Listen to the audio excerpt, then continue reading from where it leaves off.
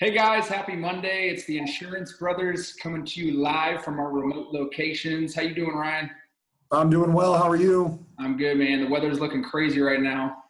Weather's looking nuts. It's hail season in Colorado. My voice is sketchy right now. Yep, It's you're having allergy season. yeah. You got a I've couple phone been calls today. I've been yelling at I've been yelling at people all day long. You gotta quit doing that, man. Your people are gonna hate you for it. I get pumped up. I'm a motivator. Like, Pumped up. you want to crush it? I Yeah. know. Yeah, exactly. We can Exactly. jump right in today. I know you wanted to kind of chat about sales managers and the pet peeves they might have with their salespeople. Gosh, you can relate to that, can't you? Yeah, I mean, sales leaders and kind of you're right, the pet peeves of their salespeople, right? Interaction between the two. And I'm sure it works both ways, of course, but we're going to talk specifically today about what irritates your sales leader, right? Yeah. Sales leader doesn't like you, you're probably right. Let's just, like, if you have a feeling that they just don't like you that much, they're probably holding back. So Yeah, you're right. probably things that you do that are avoidable that you don't need to do. Yeah. And so we want to talk about those things to help salespeople not be hated by their sales leader. Well, and honestly, probably the number one thing that I can think of right off the bat is chronic negativity. You're bringing a bad environment to the sales floor or just on the team.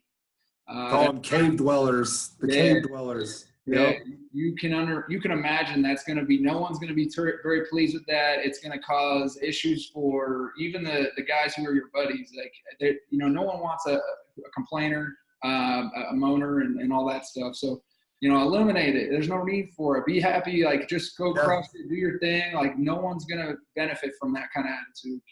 So yeah, Gary Vee says get rid of your top producers if they're a bad, bad on culture, if they're toxic on culture. He says even if they're your top people, get rid of them. Yeah. Don't put up with toxic culture. You want people that are going to be all in with the business model, be all in with the culture, be preaching positivity and how to get better. Sure. Producers that are, grouping up with other people that want to listen, talking bad about the model or the product or the new system. Do this and we don't new process. No business is perfect. Every business has its problems, right? Yeah, you're not going to find perfect. You ain't going to get better by perpetuating negativity within a sales team, and that's right. As a sales leader, you're going to get axed real quick. So the other one that I've kind of noticed is you have those meetings, those sales meetings, or those quick, weekly meetings, and someone's monopolizing the conversation. They're just like taking over the entire meeting, and they're talking the whole time.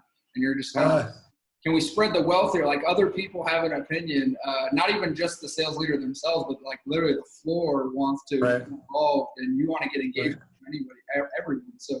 Having that one guy that's always taking. I go back and forth on that because if it's someone that's just energetic, excited, like really engaged, you're like, all right, well, I don't want to demotivate this person. They're obviously in the mix. But if it's someone that's just talking to talk, and they don't ever produce, it's like, man, you talk all the time, but you don't. There's typically at least one in every room. Yeah, and nobody wants to hear from that person. It's like, well, I want to listen to what you're doing. You're not wasting my time. Yeah. Honestly, for me, it's more the people that don't come to the meeting, right? Oh, I got a big meeting I got to go to. And it's like, dude, we have this meeting every week at the same time.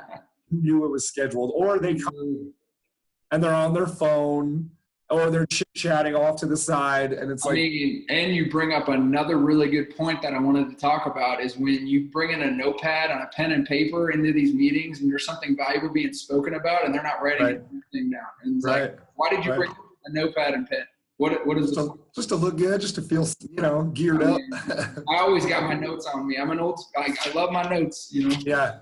Gotta have it. So one of my biggest pet peeves with producers is when you're giving 100% to train them and they come in late, they don't come to meetings or they have to leave early or, they take a 3-hour lunch and it's like, What do you up to? Yeah. But then they expect help right when they need it. Yeah. Their schedule, and it's like that's not how this works. You know, like I'm here for you, but I'm coming 50%. Like, do you hear this rain right now? It's coming down in my house. yeah, that's storm's nasty, man. Yeah, I hope it doesn't ruin our recording right now. We should have done it out. You should have done it outside. That would have been way more entertaining. Yeah. So I apologize if you can't hear us well. But, no, you sound great. So yeah, that's the biggest pet peeve of mine is when people they flake out and then you're on their time and then they answer right when they need it. And if they don't get it, you're not a good leader. It's like, yeah. And although that's the main goal of a sales leader is to help the guys who are going to help you make money, but it's not about that. It's about the respect of the mutual respect. Yeah. So a lot of people don't have that. They want it when they want it. Yeah. Like that's not how this works. Well, set the tone, right? Set the tone. Make sure that you are going to ensure that your people get what you are trying to accomplish and that they can buy into that. Yep. Go ahead. Another pet peeve of mine is just overall engagement. People aren't engaged, or right? lack thereof, yeah.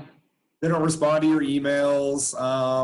Maybe you train them on stuff over and over again, and they still ask the same questions. It's like they're not yet taking it in. We've gone over this, and you're not studying it. You're not trying to get better as a salesperson. Quite obviously, you keep asking the same questions, or they don't sell that many deals.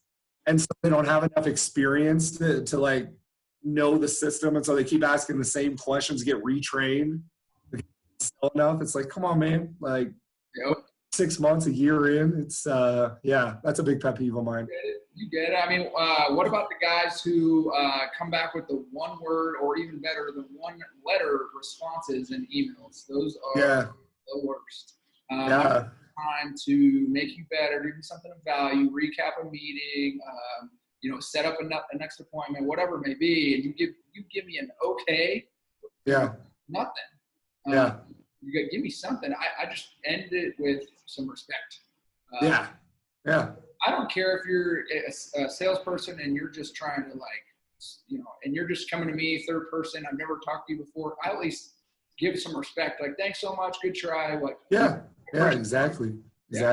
Yeah. That's a tech thing. I think people they don't know how to be etiquette. They don't know tech etiquette. Right. Because I can't judge your demeanor, so I need to know what you're thinking here. And it's rude and unappreciative. We see it every day. What about the guys who pride themselves on working 24/7, and that's what they're all about. That's all I do is work, and you should thank me for that. I'm a work smarter, not harder kind of guy. Don't get me wrong, I work hard. So do you, but I work on revenue generating stuff.